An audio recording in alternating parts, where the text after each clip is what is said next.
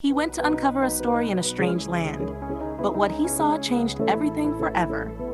Hey friends, welcome to another mind-blowing movie from your amazing actors and actresses. I know you don't want to miss out on this one, because it's not only entertaining, but also deeply educative and full of real-life drama. But before we dive in, why don't you hit that subscribe button for more captivating movies from us? The story unfolds in the bustling city of Lagos, where we meet marketers and workers heading to their various destinations. Among them is a handsome young journalist named Ifiok. As he walks into the office where he works, the receptionist refuses to let him in because he arrived 5 minutes late. Just then, a man named Boniface, one of Nigeria's most cunning men, shows up and with his sweet words convinces the receptionist to let Ifiok in. Inside, Boniface, despite being a senior staff member, is more concerned about money. He never does anything unless he's getting paid. Later that evening, Ifiok closes from work and heads home. On his way, he stops by the market to get a few things. When he gets home, he's welcomed by a lady named Yetunde, whom he met at a newly launched hospital. They are now dating, and that night, they spend time chatting happily. The next day at the office, while Ifiok and Boniface are busy working, a young lady walks in and greets them. She hands Ifiok a letter from the general manager, stating that she will be attached to him as an intern. The lady, Sarah, also loves the River Talk show, the same program that Ifiok is passionate about. Although he has no choice but to accept her, Boniface can't stop staring at her. Later that day, Ifiok and Boniface go out for lunch.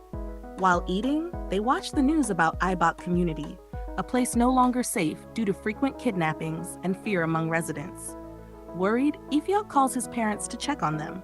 But instead of sharing his concern, his mother starts talking about marriage, urging him to settle down, and mentioning a lady named Idara as someone she'd like him to marry. Back at the office, Sarah brings tea for both Ifiok and Boniface, but Boniface's eyes are still fixed on her. A few minutes later, Ifiok is told that the general manager wants to see him. Ifiok rushes after the GM. They exchange pleasantries before the GM informs him that his river program will be discontinued, as the management prefers another show. This news leaves Ifiok heartbroken. That night, he shares the sad news with Yetunde, who tries to comfort him, assuring him that miracles still happen. The next day, Ifiok is seen in a public bus where the conductor and passengers are arguing. You're probably wondering, why is a journalist like Ifiok taking a bus? Well, his mechanic had failed to deliver his car for over 2 weeks. Later, he visits his friend Victor to see if there's any job opening to continue his river show, but unfortunately none is available. Back home, Ifiok proposes to Yetunde, and she joyfully says yes. The following day, they visit Yetunde's relatives to formally ask for her hand in marriage. The next day, at the office, Sarah tells Ifiok that he'll soon be off the market since he's getting married. They chat as she heads off to buy food. Not long after, Sarah shows up at Ifiok's house with food. Ifiok is surprised that she knows where he lives. She quickly serves him and even brings him water from the kitchen. But something feels off. Ifiok seems uneasy. Moments later, when he steps out of his room, he finds Sarah without any clothes on. And what happens next changes everything. But here's the question. Was it love, a setup, or the beginning of his downfall?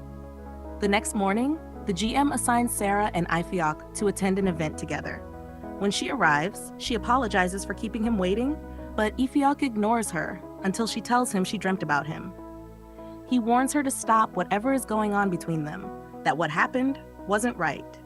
After the program, they are both given an envelope, and you already know what's inside.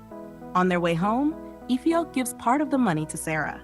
A few days later, while Ifiok is in the kitchen preparing a meal, there's a knock at the door. It's Sarah again.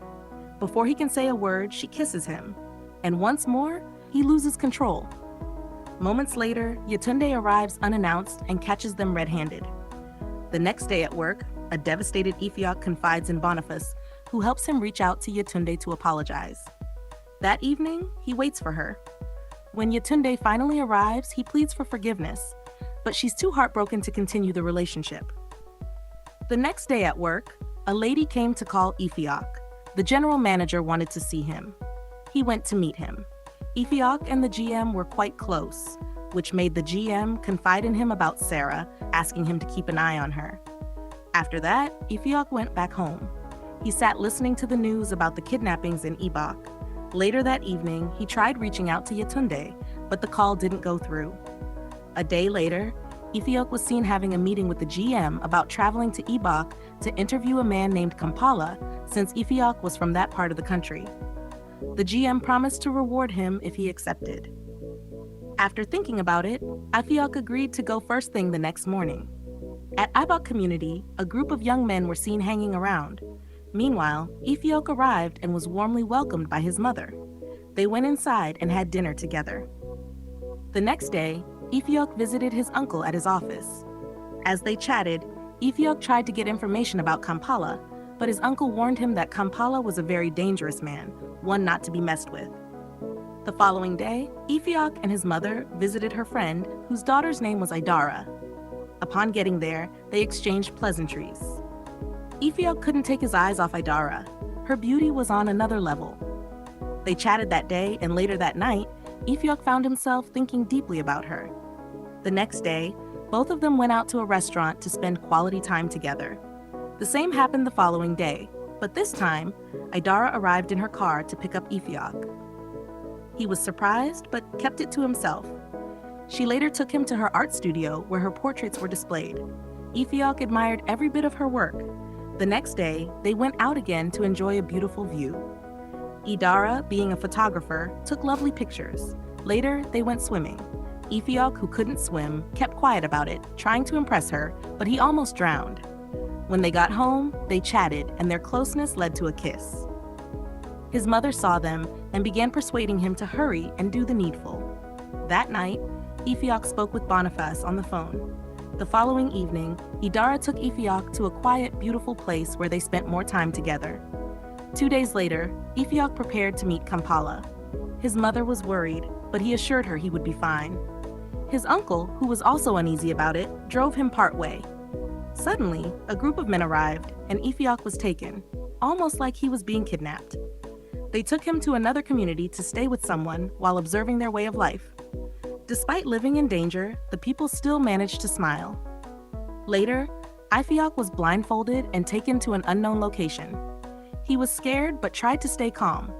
When they arrived, the boss asked to see him. After a brief conversation, the boss ordered one of the girls to give him something to eat. While eating, Ifiok and Kampala began talking. Kampala told him he wasn't a kidnapper, but only wanted to stand up for his people. Ifiok understood him better after their conversation. As he prepared to return to his community, his uncle rushed into his room, panting. He said he was being chased and that the kidnappers had already taken the local government chairman, and now they were after him too. Shocked, Ifiok tried to think of a safe place to go. His uncle decided to flee to Lagos. The next day, Ifiok went out to clear his head. Everyone he met complained about the terrible state of the community. That night, Ifiok visited Adara's house, only to witness a shocking scene. He saw Adara with an elderly man. He was heartbroken and walked away. The man turned out to be her sugar daddy, the one sponsoring her lifestyle. The following day, Ifiok packed his bags, ready to leave Ibok community. His mother was surprised and didn't want him to go, but he insisted. Ifiok returned to Lagos and resumed work. One day, he received a package inviting him to work with a company that wanted to feature his river story. He was so excited. Finally, all he had worked for was not in vain. 2 days later, Ifiok and Yetunde met again after a long time. They chatted, and he apologized to her. Even though they weren't getting back together, Yetunde told him she had forgiven him long ago. She then left peacefully.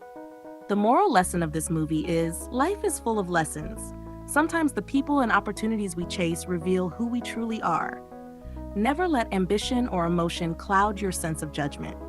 Learn, forgive, and keep moving forward, because every fall prepares you for a stronger comeback. Thanks for watching, guys. Please don't forget to like, share, comment your thoughts, and subscribe to this channel for more fascinating movies from us.